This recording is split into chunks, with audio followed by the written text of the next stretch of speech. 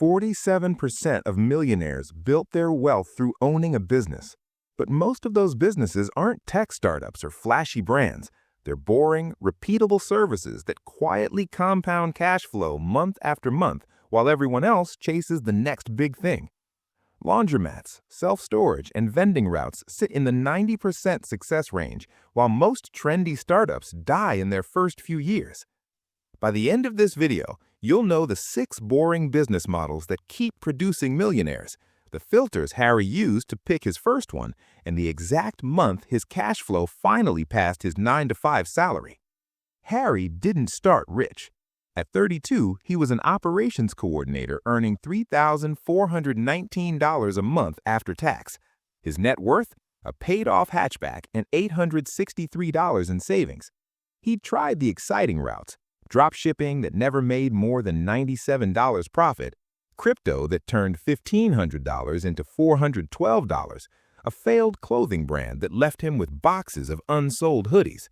Every attempt had the same pattern: big hype, complicated funnels, uncertain timelines, no predictable cash landing in his account every month. One night, scrolling on a late bus home, Harry stumbled on a summary of The Millionaire Next Door by Thomas Stanley and William Danko. The part that hit him: most real millionaires aren't influencers. They're self-employed, running what the authors called dull, normal businesses: repair companies, small factories, local services people use again and again. That idea felt almost insulting, but Harry decided to treat it as an experiment on his own life. Over the next 12 months, he discovered 6 business types that kept showing up in millionaire stories. Here's where his journey really starts, and where yours might too. The first boring business: laundromats. Harry found an aging laundromat 15 minutes from his apartment. The owner was ready to retire. Revenue was steady. Sticker price: $198,000. Net income about $4,200 a month. Harry didn't have that kind of cash, so he structured it smart. He scraped together $27,000 for a down payment, part from selling his car, part from a small line of credit. The owner financed the rest over 7 years. Month 1 as owner, Harry took home $1,317. Not sexy, but it was $1,317 that didn't require him to clock in for more hours at his job. By month 6, after adding card readers, raising prices slightly, and introducing a monthly family wash pass, net cash flow rose to $2,189. Nothing explosive, but the direction was clear. Money in, no trendy funnel, no algorithm, just machines spinning month after month. The second boring business: vending routes. While upgrading the laundromat, Harry noticed something. Every time he refilled the snack machine near the door, the same chips and drinks moved first. He could see the grab-and-go habits in real time. He bought his first proper vending machine for $2,371 and installed it near the entrance. Then he picked up 3 more and placed them in a warehouse, an office lobby, and a car repair shop. By month 3, the 4 machines brought in $1,196 in profit after costs. By month 12, after optimizing placement and product mix, the route cleared $2,413 a month.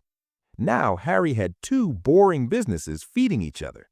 His logistics salary was still $3,419 a month, but his boring lane was now over $4,600 a month and climbing. The third boring business: self-storage. Harry partnered with a contractor who owned land behind an industrial park. The contractor wanted to build storage but hated operations. Harry loved operations and had cash flow from the laundromat and vending. They formed a simple split. Harry funded 31% of the build cost and ran all operations.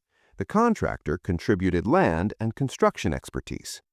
By month 9, 18 of 24 units were filled at an average of $137 per month. Harry's share came out to around $1,594 per month once occupancy stabilized. Add that to the laundromat and vending route, Harry's boring empire was now bringing in more than $6,000 per month after costs. That finally beat his job. The other 3 boring businesses. Fourth, car washes. Simple local car washes where you invest in equipment once, then let volume do the heavy lifting. People pay $10 to $15 without thinking too hard and come back whenever their car looks dirty. Fifth, pest control or similar recurring services. Customers sign up once, stay on a regular route, revenue is predictable. One route of 82 homes paying $59 a month brings in $4,838 monthly from one technician and one truck. Sixth, property management, being the bridge between landlords and tenants. A solo property manager with 50 doors at $91 per door brings in $4,550 in gross fees. Scale to 150 doors and you're in serious income territory. Harry didn't build all 6 at once. He focused on 3: laundromat, vending, self-storage. But these 6 categories showed him the real lesson. You don't need a brilliant idea. You need a boring one that survives. The 3 filters. Harry realized successful boring businesses all pass 3 filters. Filter 1, customers pay you at least once a month without being chased. Laundry, storage, pest control, they all tie into habits. Filter 2, the customer's decision is low drama. No one calls a family meeting to decide on a $12 car wash or a $1.79 soda. The price slides under emotional radar. Filter 3, over time you can own or control the asset under the cash flow, the washers, the storage units, the vending machines. Harry stopped asking what business could go viral and started asking what boring business in my city passes these 3 filters and has an owner who wants out. The results? At 32, Harry's net worth was maybe $5,000. By 38, after 6 years of focused, boring moves, the picture looked different. The laundromat was valued at around $341,000. His share of the storage facility was worth about $127,000. The vending route could fetch around $89,000. Together, with retained earnings he plowed into index funds and a simple home, his net worth crossed the $1 million mark. No single year felt explosive.